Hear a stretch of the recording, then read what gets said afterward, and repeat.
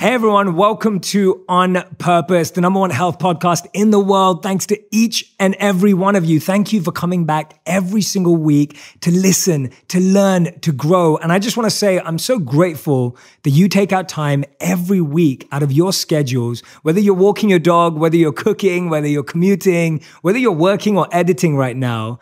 I just want to thank you for taking out time to choose education. The fact that you're choosing to learn, choosing to develop yourselves, this is the right place to be. And today's guest is someone that I've been fascinated for so many years. We've had the fortune of having incredible, curious conversations together. And today we actually get to video it and record it on audio so that you can witness it too.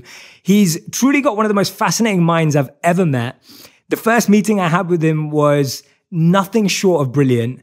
And I just want to tell you a bit about him. Now listen very, very carefully. Brian Grazer is an Academy Award winning producer, New York Times best-selling author of A Curious Mind, who's been making movies and television programs for more than 25 years. His credits include, and this is just the tiniest list in the world, A Beautiful Mind, 24, Arrested Development, Empire, 8 Mile, Friday Night Lights, amongst so many others. His films and TV series have been nominated, wait for this, 43 Academy Awards and 195 Emmys. And Brian's new book, Face to Face, is what we're talking about today. It's the art of human connection, something I know is so important to every one of you. So please welcome to the show, Brian Grazer. Brian, thank you for being here. Thank you. I'm so grateful to have you here. Thank you, of course. This is such a pleasure and honor to be sitting with you. I'm psyched. Yeah, I was really psyched. We both just got back from our vacations only last night. I was back from Provence and got up early, and you were back from, am I allowed to say Bora Bora? Yes, yeah. Yeah, okay. Absolutely. I was on a 3-year late honeymoon. Oh, you're very busy then. Oh, absolutely, absolutely. But I want to kick this off by asking a curious question of my own. And I know curious conversations are your fascination. Yes. But you're actually a painter. Yes. Like that's something that you dabble in. Tell us about how you got involved in that. I got involved in painting through my daughter. My daughter was her name is Sage. She was 4 years old. At 3, I was playing invisible Barbies with her, where you're playing with a Barbie and then she takes the Barbie away and she goes, well, the Barbie's now got red hair. And I go, I can't see the Barbie. And she says, well, it's invisible. So I thought I have to transition her to something that maybe we could do together, because I was looking at my watch. So I think at now 5 years old, we decided we'd paint together, which is something I've never done. I've never played with ceramics or painted or anything before. And so I had room to have an art studio and we became painters together. And she soon ceased to paint and I just continued to paint and still do to this day. Paint. And I use primarily acrylic, then oil, and then oil stick, and often pencil to highlight or punctuate faces. Usually faces, nuance. Amazing. Expression. So painting is what brought your human connection together. Yes. Painting is what brought our human connection together, and we became like completely embedded with one another on this painting. And tell me about that. When you say the art of human connection, what is human connection to Brian Grazer? Like, what does that mean to you? It means, well, first there's the set point of human connection, which begins with eye contact. And there's a whole story about eye contact and why I had a heightened awareness to it. Basically, human connection begins with actually looking at somebody, but looking at somebody calmly and without ambition. Just looking at them calmly and feeling them. It doesn't mean you have to pause. You have to do any weird thing, but you just have to really look at them and be relaxed and be interested. And that makes somebody feel like it validates them as a human being. It makes them feel human. And conversely, you will feel human. So it just begins with that generous act. Now, once you've established that, you're at least on the very, very beginning of the pathway to getting to know somebody, to getting to ask questions, for them to feel like I can answer those questions.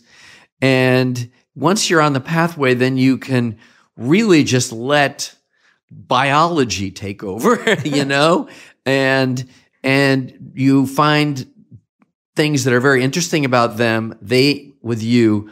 But what I'm personally interested in doing is getting to the place where we both are, you know, on a one-on-one, we're both reaching into our most authentic self. Yeah. Where whatever that truth is that lies deep embedded in you, whatever that is, to have some of that revealed. And I do this now always without any thought about it. And there is pluses and minuses to this.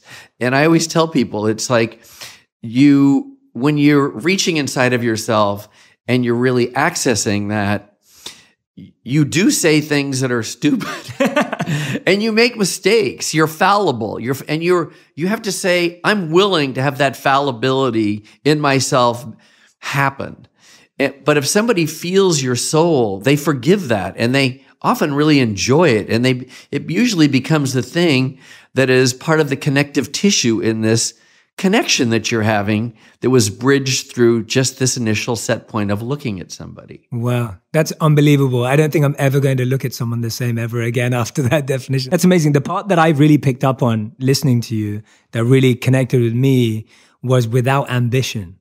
Oh, I think that's such a beautiful point. I've always felt one of the reasons why, from my monk experience, that I benefited so much is I felt I spent time with people who had no agenda for me. Yes. And like being around someone who has no agenda for you, who doesn't want anything from you or isn't trying to manipulate. And this is what I find fascinating about when you talk about it in this book. Yeah. And for anyone who's going to read the book afterwards, this is what I find fascinating about the way you present it.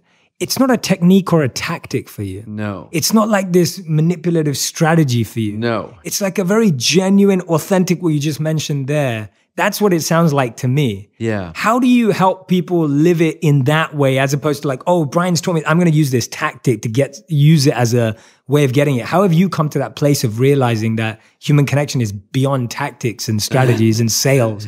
That's such a great question. It's a great question. And I have a couple funny answers. Well, one is I've had people even recently, given like my movie and television success, they go, wow, what a great strategy. Yeah. I go, that wasn't a strategy. It's just what happened. I have no strategy. I mean, I have desires and I have, there's intentionality within the movies and television and just my actions. There's intentionality. And that's sort of the beauty of it all, like that intentionality leads you is fired up by something and it leads you someplace.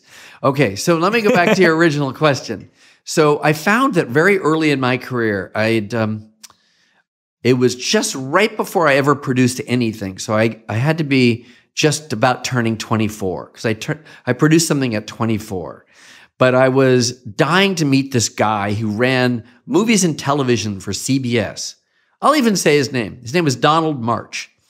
And I wanted to meet Donald March, and he knew me, and I called him once, and it took him like at least 2 weeks to call me back. So I thought if I could get into this big Hollywood party, then Donald March and people like Donald March will call me right back.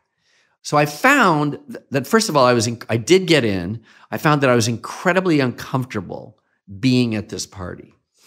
And I felt that it was a plan, it was a construction. It was like very artificial to me. So I did see Donald March. This is really true. And I totally screwed it up. And I screwed it up like because I was nervous. I was out of my honest, real zone. And he literally never called me back ever again. Wow. Just because I said, it just didn't feel right, and people can feel when things are not, that aren't real. They can feel constructions. Absolutely. Particularly if you're paying attention. Yeah, absolutely. So I kind of vowed at that time that I was never going to go to any party as an ambition. I would go if I thought I could have a good time. I thought if I could be naturalistic and just like, this could be really fun, or this could be a really interesting experience, or this could be a really interesting adventure. When it's just when it becomes a real thing that I'm doing. But when it becomes like, recently someone said, fly to Saudi and have this one meeting. And I thought, that's not me. I ended up going to Saudi, incidentally, and had this an unbelievably wild experience, which was incredibly valuable. But I couldn't go in as a surgical, ambitious strike, Yeah. So I just don't think it works. Yeah, no, I agree with you. It's so funny. I was just saying before this podcast, I was talking to my team, and I was just saying, for me, every podcast is a genuine conversation. Yeah. I can't approach it with like, oh, I've got to make sure like we have to ask this to get this answer. And like when you start constructing it like that, it's like you lose the conversation. So what to speak of business and meetings and TV and movies, it's like anything that's artificially constructed. No, I absolutely love that. And oh, go on. And I had this other flashpoint thought when you said it's a conversation that it made me think of this. It was my instinct about that party stuff was further ratified when I had to give a speech to all the firemen in America, all the fire captains in America, after having produced a movie about firemen called Backdraft with Billy Baldwin and Robert De Niro and several others. And we were in Washington, D.C., and we had to each say something. The director, Ron Howard, and the chairman of the studio had to speak. And the chairman of the studio was really very high intellect, very high IQ, very high intellect, very articulate, very, very. And he walked out on stage right before me. And I thought, wow, what's this big brain going to do? And you know what he did? He froze. And he basically said things that were like a speech and got no reaction. And I thought in that flashpoint moment, I don't have to be that. I don't have to compete with that kind of intellect. I can just like speak from my heart and like feelings about how I feel about the selfless nature of firemen themselves. And I got a tremendous reaction without having to do that. And it was really beautiful, incredibly beautiful, actually. Yeah, I love that. And by the way, I just want to say, when I was reading through the book, your storytelling is unbelievable. Like what you do on screen and the fact that you can do it on the written page is unbelievable. Like I feel like I got to know people through this book. And that's what I was going to ask you with the title Face to Face. What are conversations that in your experience do you believe must happen face to face that today we're not doing because of the distractions of technology or the opportunities of email? What are the conversations that you believe are non-negotiably have to happen face to face? I love that. But that we're choosing to do differently. Well, mine with you originally. Yes, absolutely. I was immediately magnetized to your incredibly powerful eyes. And I even commented, I remember, I just couldn't believe the sparkle and clarity of your eyes. And I didn't know that you were, I didn't fully appreciate that you were a monk. And that completely became compatible to me. I thought, wow, no wonder he had such kind, forgiving eyes. And I was really, again, very attracted to that. And, so all of my real curiosity conversations, which incidentally, mine with you, there was a professional nature to it, but I viewed it as a curiosity conversation because you're very, very, very well known, and particularly by young people, and that's who introduced me to you. But I knew of you, but I didn't know of your massive popularity. And even like today, I didn't know it was the #1 health podcast in the world. It blows my mind. So, because that's just so powerful. So I think any conversation with somebody that you feel matters, like I would go on these curiosity where I still do this every 2 weeks, meet someone that's expert or renowned in anything I don't do. And they're Nobel laureates, they're scientists, they're all art forms. There's Jay, there's many people. And those conversations must be experienced through eye contact, through looking at somebody face to face. And by creating that bridge, then you have the privilege to be curious. Then you have the privilege to ask questions. And you have the privilege of creating this amazing kind of alchemy that can happen. And all of the great insights that I've ever gleaned have come from these kinds of conversations. And I always just felt like each one of these conversations, yours included, is just like a dot in a greater constellation of dots. And I just have faith that they'll connect someday. Yes. They don't have to directly connect. They can just live in your mind and be part of the way you curate your life. Yes. And so any of those conversations are essential, have to be face to face. Absolutely. And it's so fascinating you say that, because I feel like I'm not sure I know so many people who make time for curious conversations in their lives. So it's almost like when you say that these are the types of conversations we have to do face to face, I'm almost going through and thinking, how often do we make time for that? Is that something you've made time for forever? Is this a habit that you cultivated and practiced for decades? Yeah. Because I think a lot of people would look at it and be like, oh, Brian, of course you can do that now because you have really cool friends to hang out with. But I'm guessing this is something you've been doing for years and years and years and years. Yeah, I started this the day I graduated college, actually.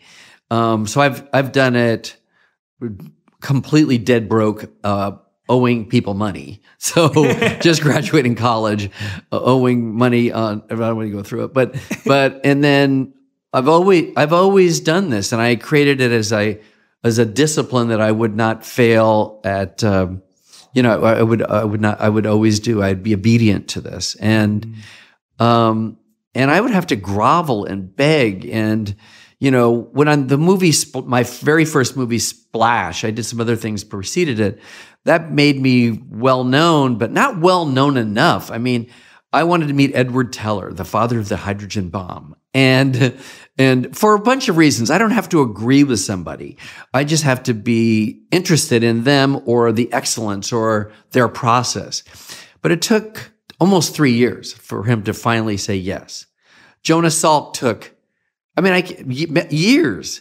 But I just kept, if you do enough homework, which you have to do, and you're persistent and you're politely persistent, often I would have to wait till like one of those people's assistants had just quit and they have a new person I can actually follow to their car or something. I don't know.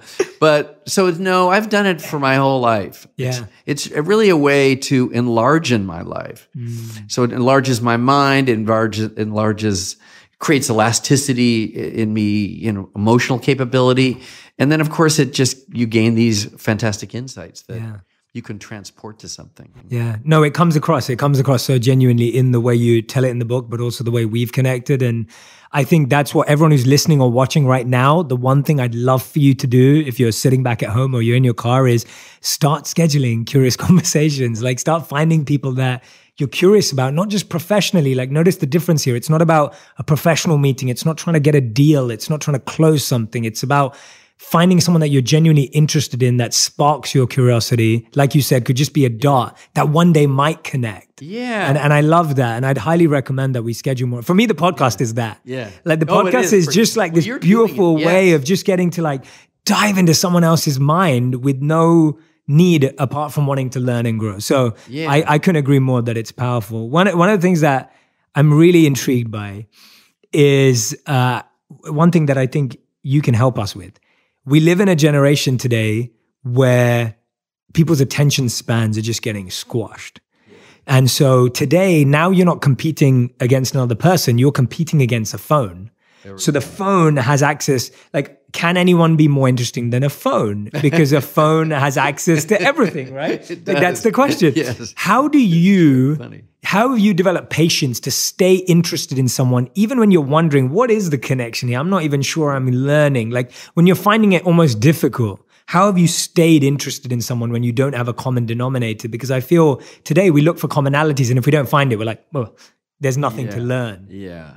Does that make sense? It makes total sense. It makes total sense. Well, how do I stay interested? Well, first of all, you don't have to stay interested. There's a point where if you feel like you're forcing it or they're forcing it, then you don't have to. You just always want to be polite because we all want goodwill. We all want the wind blowing to our back. Yes. But it's often it's very unique. Like only just before our trip, about 6 weeks ago, I had an Uber driver. And I said, and what's good is they don't initiate conversation. So I will initiate. I said, where are you from? And he said he's from Serbia.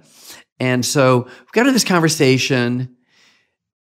It led me to martial arts. And I said, well, I've taken many different martial arts. I mentioned, he goes, have you taken this Russian martial arts called Sistema? I said, no. So I go, will you drive into my house? So instead of just dropping me off, he drove in. I got all of his contacts because he also said that his mother-in-law has seen me before. And I believed, I felt safe, And then I then said, will you charge me to teach me this martial arts form called Sistema? He said he would. So I had him come over. Even I had a broken wrist at the time, and I still did it and learned Sistema, which was a very different kind of a form of martial arts. And I was really glad to do that. But I didn't know that would happen. Wow. I didn't know that after the Paris terrorist attacks several years ago, that Uber driver was dropping us off at the Ritz Hotel. Mm-hmm. And I asked him this question about the tax. And I said, well, I wanted to know how it made people feel, like just how does it make you feel one-on-one on the street? Not just what the news is. Mm. And he said, shame. And I thought that was really interesting to me.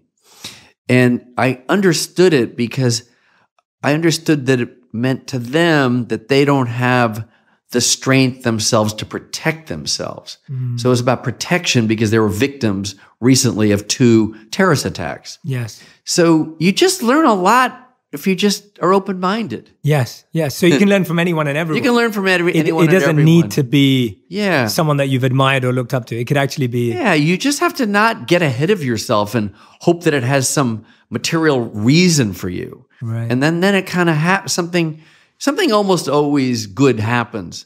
And you're so right. Like in your health podcast, it's like we're living in an epidemic of loneliness, and it's just accelerating. Where we are so connected, but the possibility of loneliness is even more because of what you just said. Yeah. And the thing that you could speak to, is that everything, there's a metric for it within our medical system, except internal pain. Mm. And loneliness there's pain, and you can't measure it. And I just think this thing of looking at somebody is the beginning of getting out of pain. Yeah. And it might be the beginning of a movie or a television show or just confidence itself. Yes. Like having confidence can really, is really valuable. Yeah. And let's touch on confidence, because I think you're so right that like sitting and talking to someone can actually be really like scary and almost feel like you're naked. Like if you feel like someone's looking at you, and especially when, like you said, like you talked about looking at someone, with compassion, without judgment, but often we're looking at people and it's very piercing, or you feel pierced by people's look. How do we develop, stepping in face to face, but how do we kind of break down those barriers that we have of feeling really scared to be looked at or to see, which I think so many of us have. Like we look away when people look at us, like we try and avoid eye contact because we feel kind of nervous by it. Yeah. Well, I think you could probably attest to this, is that, everybody, the number 1, 2, or 3 fear is public speaking. Yes. Yeah. My first year in college as a freshman, I was in a public speaking class, and it was 125 kids. His name was Mr. French. I can say this. There's some names I can't say. And Mr. French took me aside at the end of the class, and he said, I really would like to recommend that you discontinue college. Oh, wow. It was like the most discouraging thing. Because I couldn't do it. I couldn't public speak. I couldn't speak in this class. So he really thought I should go to an occupational school and discontinue college. And so that's how acutely, nervous I was. But somebody said to me one day, just think to yourself, like you're just giving somebody a gift. Mm-hmm. Start off by saying, I'm grateful to be here. Mm-hmm. That will be the beginning of how you can loosen up. I'm grateful to be here. Yeah. I'm grateful you're here having me. And it's the same thing with eye contact. You don't have to say I'm grateful, but you can feel like, you know what? Everyone is feeling what you're feeling. If you look at somebody calmly and go, hey, how you doing?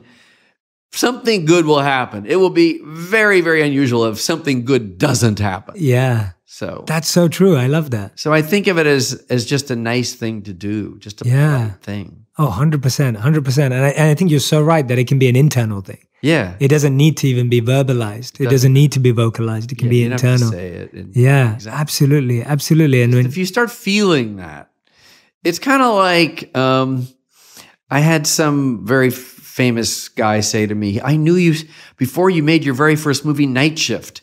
And now you've made all these movies and won Oscars and stuff like that. But I know you, Brian. Have you ever looked in the mirror and kissed the mirror? And I said, no, I haven't. So it just means like, take a minute to love yourself a little bit. Yes. And then give that to other people. Yeah, absolutely. No, 100%, 100%. And I think that that's so much of it that if we've never looked at ourselves in the eye, it's hard to look others in the eye. Yeah, right? Yeah, like it becomes more complicated. It's like if we've not been able to truly see ourselves, then how can we allow others to see us truly as well? Yeah, that's so smart. And I feel like, no, you've inspired it just now. I've never said that before. You never said it? I've never said that before. Oh my God, life. I thought you must have already concluded that. No, I've literally just said it right now in this conversation. Well, that's but it's heavy. But yeah, it's just, to be truly seen, one has to see themselves first. Yes. To allow others to truly see you. And I definitely experienced that in, there's a beautiful analogy in the Vedic literatures of a mirror of the mind. And it said that when we first try and see ourselves, the mirror is very dusty. And so you can't see yourself. So when you try and wipe the dust, the first thing that happens is the dust comes in your face.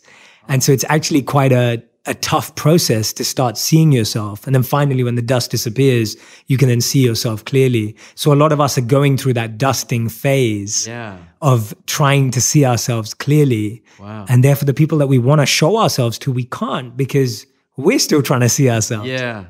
Wow, that's very heavy. I love sorry, knowing sorry if that. It's too heavy. I love that. Just like as also just as a personal validation, I kind of felt like what I said to you is what I felt, but now it's further validated by, body of work. Well, when I was reading through the book, all I was doing was nodding all the time. But what I found different and what I love about the storytelling, and I'm trying not, I know you're telling some great stories from there, and I want everyone else to go and get the book too. But the thing in the book is that the way you tell stories is it's effortless, but it's also from your deep observation and analysis, right? You deeply observe details from what people are wearing all the way through to their lips. I think everything matters. Yeah, and it does. And that's what I loved about the book. And that's what I'm validating back is that I truly believe that becoming an expert in observation is everything. Because if you genuinely are observing the seen and the unseen. Yeah. No, that's really smart. I love it. I learned from you. I love it. You're inspiring everything we're talking about. I mean, you went through the discipline of becoming a monk. Which is I so admire that. But it's really true. You have to be deeply observational. Yeah. Well, we'd have the awkward task of having to walk down the same path every day and having to find something new on it. Yes. Like that was one of our tasks. Like we were told to walk down the same path and have to find something unique every time. Yes. Wow. And it was like, it's hard after a while. Like it sounds easy, but after a while, you really have to look. And I think that's what I'm seeing in you is that you're meeting all these people that everyone in your industry meets, but you're able to meet them uniquely. I do. Right? That's what you're I definitely do. Yeah. Many people have met all the people I've met, but don't see what I see or feel what I felt from just like could be a millisecond, just some little nuance or a question that they turn away from and you wonder why and it means something. Yeah, absolutely. And how many days did you do that particular thing though? That we did for about 30 days. So it's like, and you had to articulate it? Yes, we had to explain every day. And often they would play with us in the sense that we were asked to find a new stone every day. And so what you would do, what your material manipulative mind would do is it would find two stones.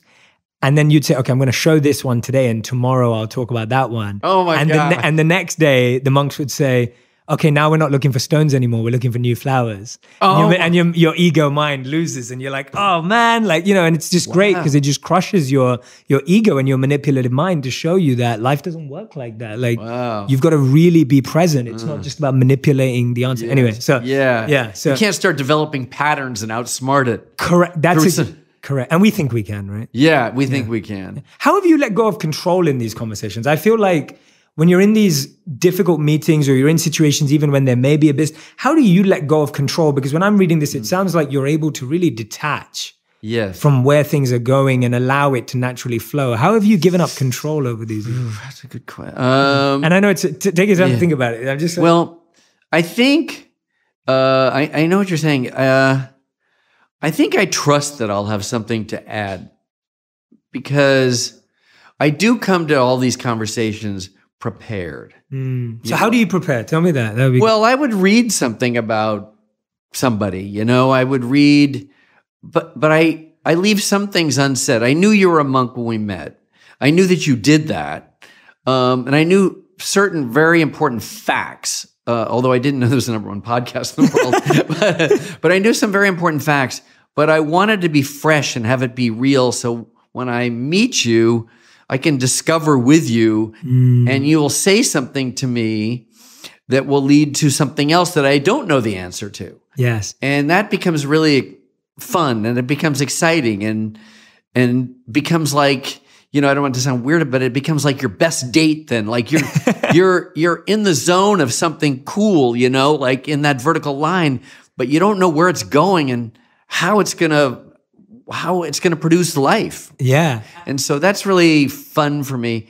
I am scared sometimes of if there's nobody, if it's silent, but I just get through that. How do you deal with awkward silences in conversations? I think that's something that everyone who's listening right now knows, that whether you're on a date or you're at dinner with friends, there's so many awkward silences and you're sitting with hugely influential people. And there's those awkward silences. How do you navigate those? I'm not beyond like groveling. I might just go like, oh, come on, what are you thinking about? And if I get nothing, then I will turn a fact into a question. I'll go, did you know the following thing? Did you know that song from Gucci Mane just dropped last week? Or I'd say, I went to the Atacama Desert and have you ever been? They go, no. And they just, no. I go, well, I went because I was searching for the greatest night sky in the world. And my wife said there's 2 places and one of them is the Atacama Desert in northern Chile. So we went to it. Wow. Or I could say, everyone can go like, how's your family? Where's your vacation? What do you like to eat? What do you hate to eat?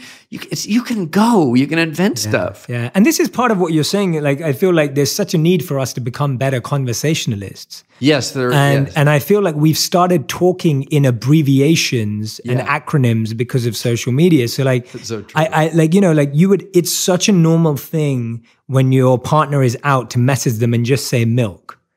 Like you would just say milk in a message and they know that means get milk. Yeah. And you know what that means. But then when you turn that into a conversation and you start talking in, like you see them walk out the door and you're like milk. With nothing else. And with nothing else. And it's like so much of our conversation gets shrunk into abbreviations and acronyms. Yes, it does. And no doubt, for just sure. stuff. And I'm just like, but there is a need. What I feel you're doing is you're telling us to expand our vocabularies and our minds to actually dive into a real conversation and stop talking like we do on small text Trust messages. Trust that an actual conversation will produce something of value. Yeah. You don't have to know what it is, but I guarantee it will produce something of value. Even if it's awkward at first. Yeah. And I love preparation and trust. I think those are great practical takeaways for everyone listening, that preparation and trust together is a beautiful synergy. Yeah, you have to do preparation. Yes, you do. Because then that's not fair to the person you're calling up or texting or emailing, can I meet you? You have to do some preparation. Yeah, correct. And there's no shortcuts. Yeah, and just for everyone's information, this is the research we do for all our guests. Like we go and dive in, like it's prepared. And at the same time, the reason why I'm validating preparation and trust is that's how I approach this conversation of we're very prepared, we're very researched, but at the same time, I just want to have a real exchange. Yes. And so I'm not tied to that framework, but the framework gives you a foundation to then build on. Yeah. right? I mean, look, there are times, yes, there are times where I'm interviewing somebody and I know their body of work, but they just written a book. And I sometimes say to my wife, Veronica, should I tell them I read it? And then we always conclude, no. Say, I heard about it. I heard it was amazing, but I haven't had a chance to read it. Yes. But you can choose whatever you want to choose. That's my choice because I don't want to get busted. Yes. Because then it just kind of undermines the whole thing. So, yeah, absolutely. So you can't do everything, but you can do enough. You can do something. You know, you can. We can all prepare a little. Yes. Yeah. I love that. One of the things that fascinates me about your work is this theme of redemption. Yeah. Like this consistent theme that keeps coming back up. And I think that with communication, even within face-to-face communication, redemption is such a need in our lives. Yeah. Because I think we regret what we've said. We feel pain by what we've said or heard from others. Like communication has so much weight to it when it's been done negatively that redemption is something that we all need. Why is that theme so striking for you? And how have you seen that kind of play out in your work? Well, okay. So redemption. Well, first of all, my goal with making movies or television shows, or whether it's Friday Night Lights, where they lose the game originally in the movie, or you don't always have to win at things. But it's good. Redemption to me would be, an emotional resolution that is a plus. So you don't have to get the girl. You just have to do your best. You don't have to get the girl. You just have to have dignity. In other words, I just want either the movies or television or shows or documentaries and, Pavarotti, which we just finished. It wasn't a perfect person, but there's redemption in Pavarotti. So I want to show that. I want people to, I want to send out good vibes into the world, however it goes, even if it's just me saying, hey to somebody, hey, or, I don't want to, there's so many examples. I just want to have good vibes out there. I realized, this is a big digression, but I kind of learned the message of this when, first of all, as a kid, I'd have my parents periodically take me to a movie. And it was always like a huge drag to get in the car. It was very inconvenient. Then my dad would be mad because he couldn't find a parking spot. And then all of a sudden there's bad vibes. And then we have to wait in line. And then we get our ticket. And then we have to put our sweaters down, or someone has to save the seats while someone gets the food. Anyway, before the movie even starts, the whole theater, the auditorium is usually kind of tense and bad vibes. So that was my memory of the movie-going experience. Of course, I loved all those James Bond movies and stuff. Nonetheless, that's what I remember. And then I remember the same thing happened when you got out, trying to get your car to the parking spot, all that stuff. I see the movie E.T. in the Cinerama Dome, this famous theater in Hollywood. Actually, we're quite close to it. I've been there. Yeah, it's I just saw. And it was very new at the time. And all the same things were happening, hard to park, And I'm thinking, oh my God, the movie's over. I sort of thought, of course, people are going to step on my feet. I'm just a little guy. It was so strange. Everybody, the whole vibe was really good. Nobody pushed. No rush to the car. The energetics of the entire auditorium had changed, had transformed to something else. And I thought, wow, that's amazing. If I can be some way have that be my goal, to try to make movies or television shows that make you feel better, Yeah. Because that gives you confidence, and confidence gives you the ability to hatch new ideas, and so that's kind of how redemption factors into it. And the movie, like 8 Mile, that I produced about a rapper, I've watched that movie way too many times. Eminem's behind that. You can't see it right now. I see. It's like, I'm a huge Eminem fan. So yeah. And so that movie's not like a it's a serious movie. It's intense. There's, words and this and that. And there's acts of violence and stuff. But ultimately, it's an aspirational film. It's a movie about a kid that had to become self-actualized to emotionally survive. It wasn't even about him going off to be the biggest hip-hop star in the world. In fact, that isn't what happens in the story of the movie. He just was able to say, yeah, I am white trash, liberate himself from all his emotional injuries so that he could actually look at people and know himself and dust off the mirror, as you said. So, you know, there's all these different sizes, shapes, and forms in which you can do that. Yeah, no, and I love that. And I definitely got that message from that movie. I mean, I must have watched that movie growing up, I don't know, like a million times. And it's like every time I watched it personally, it just gave me more permission to be myself. Oh. Like that's what I was getting from it. See, that's cool. Yeah. It's like permission to be yourself, because that's what you see his character, B. Rabbit, go through, of just getting permission to then finally be on stage and not be better or be worse, but just to be yourself. Yes. And I think that's brilliant. To me, where human connection starts is when you give yourself permission to be yourself and you give someone else the permission to be themselves without judgment, ambition, all the other stuff you mentioned, of just without like crowding it into like you having to be a certain way and them having to be a certain way. Well, that's so well said, because that is sort of like thinking of your best date or your best meeting with somebody, even just a business meeting. Your best meeting is when that happens, right? When those guards go down and both people feel permission to be themselves. But I thought you did that when I first met you. Obviously, I mean, some of the movies you've made are some of my favorite movies. Rush 2 is one of my favorite movies. I love that movie. And it's, for me, those have been, and so when I got the opportunity to meet you and my team had mentioned to me that we could meet, for me, it was like, I was like, wow, I'm meeting someone that I've like admired for a long time, really look up to you. I was nervous because I was meeting someone that, that's important to me in some context. And it's just, you were so good at helping me be myself, because the first thing I think you said to me when I came to your home was just like, oh, Jay, I've been listening to you all week.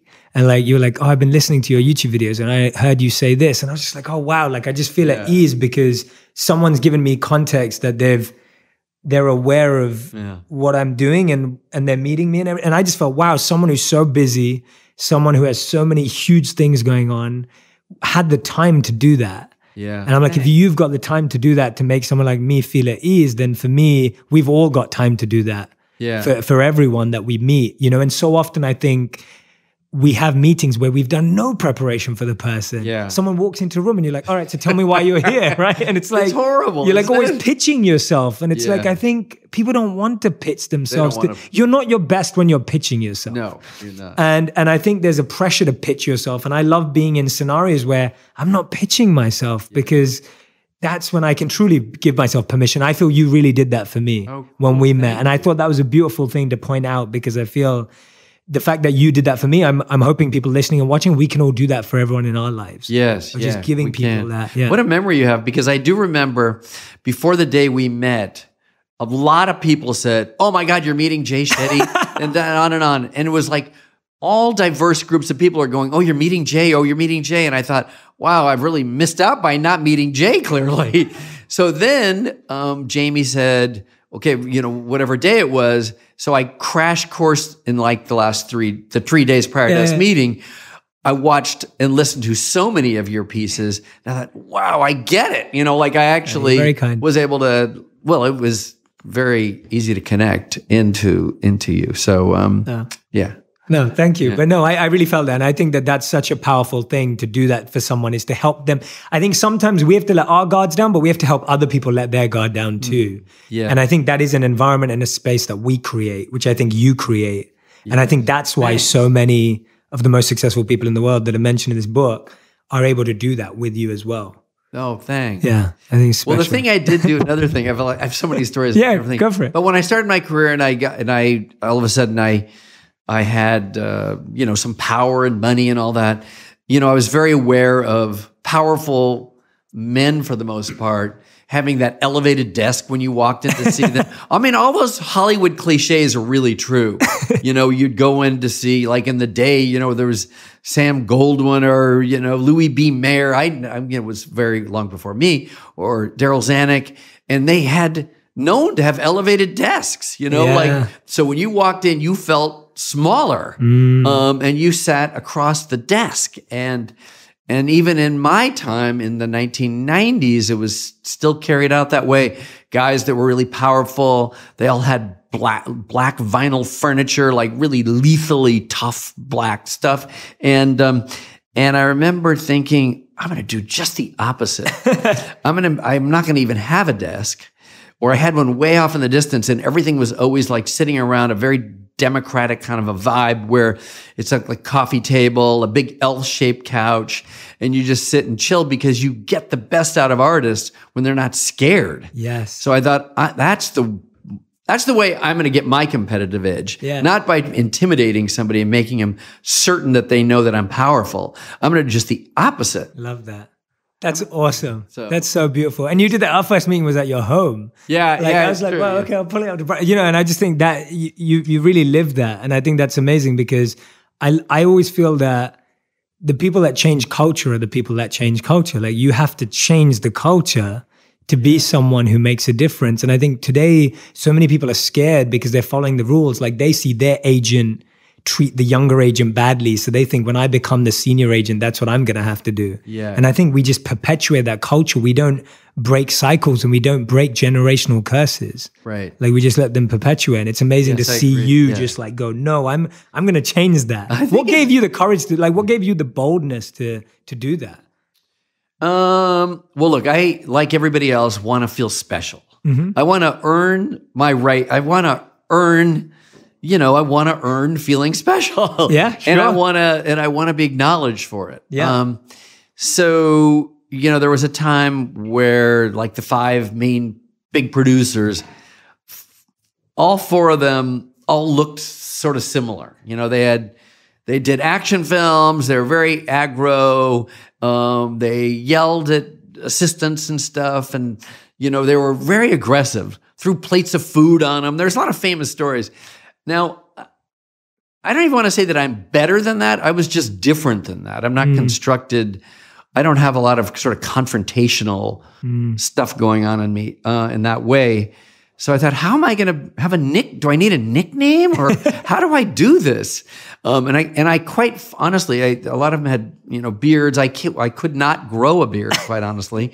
So I thought, how am I going to do it? So I did want to, have something. And so that's when I sort of popped my hair up because my daughter Sage thought, oh, that looked great. We're in a swimming pool. And I thought, well, okay, that could be different. Yeah. And so...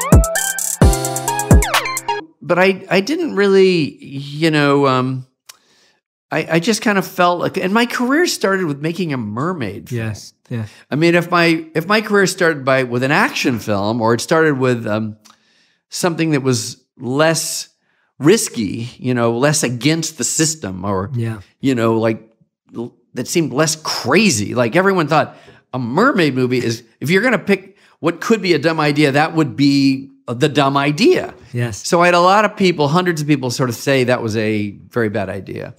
And so the fact that it worked validated this sort of movement for myself to just continue to try finding my authentic self, trust the theme that lives inside of that authentic self, and have that be transported into movies or television that I do. And so most of my movies and television shows, the ones that I work on, that work, have a theme. And usually the theme is rooting for love, rooting for friendship, brotherhood is always a thing to me, Me too.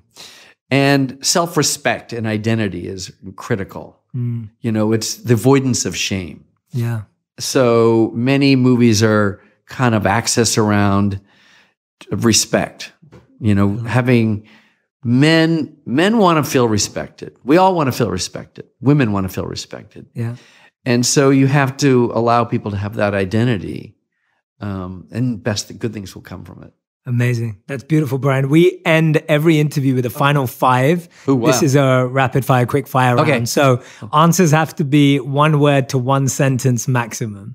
That's a cap. And I will probably make you expand on stuff, but we'll try and stick to that. I'll try it. This is your final 5, Brian. So the first question is the movie you've rewatched the most. Godfather.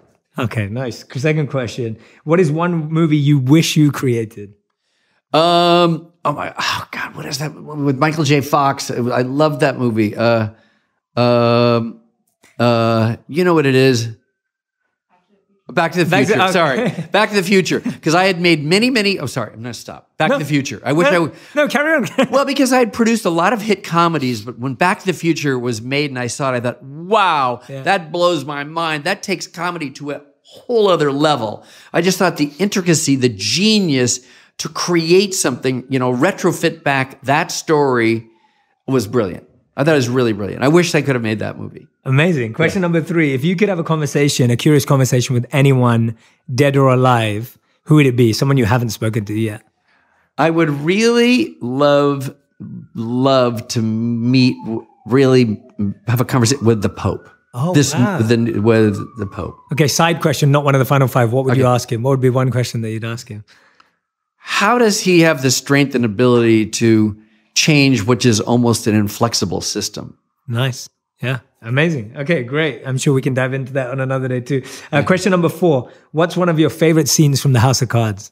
Because I know you like the show. Oh my God, I do love House of Cards. I don't have a favorite scene, but I did like when Kevin Spacey would become so evil, so badass that it's shocking. You know, I guess I like things that are unpredictable, and he and that became unpredictable. So amazing. And I liked it. It was a big surprise to me because I offered Robin Wright to be in A Beautiful Mind. I think she's an amazing actress, but she declined, and I probably shouldn't say that. But anyway, she did, and I've always been a big fan because she's brave and she's super badass in that show. Yeah, I love it. And the final and 5th question of the final 5 is, if you could give one message to everyone listening, what would that be? If you had to give a final message to everyone listening. It's a 1 step to look at somebody in the eyes. Please do it. Amazing. I love it. How beautiful. What a beautiful message to give to people. Just forget FaceTime, forget messaging, get in front of people, get face-to-face, have more curious conversations, have conversations without ambition. That line is going to stick with me the rest of my life. I'm so happy. That is such a beautiful way of putting it. Thank you so much, Brian. You're welcome. And for everyone who's been listening and watching, thank you so much for tuning in today. I highly recommend that you go and get the book, Face to Face, The Art of Human Connection. It's in bookstores right now. You can order it online too, and we'll put the link into the comments section so you can order it straight from our feed. Make sure you go get the book. If you want to hear about stories, and what I love about this book is there are lots of people in our lives that we may never get to have curious conversations with ourselves. But it's people like Brian who bring those curious conversations into our lives. So there are a host of people in this book that you'd love to speak with, and you may never get to speak with face to face, but Brian has, and he's asked them incredible questions, and you get to read about all of them in the book. So in the same way as I always say, I feel mentored by Steve Jobs, even though I never met him, because I've studied everything he's ever said. You will find the same mentorship and insight in this book. So I highly recommend that you go and get Face to Face by Brian Grazer. Brian, it's been an honor and my pleasure to have you here today in my home and also to interview you. And I'm excited for our relationship to continue. I'm excited for more conversations. Me too. I'm so grateful. I loved, you're brilliant. I loved how this turned out.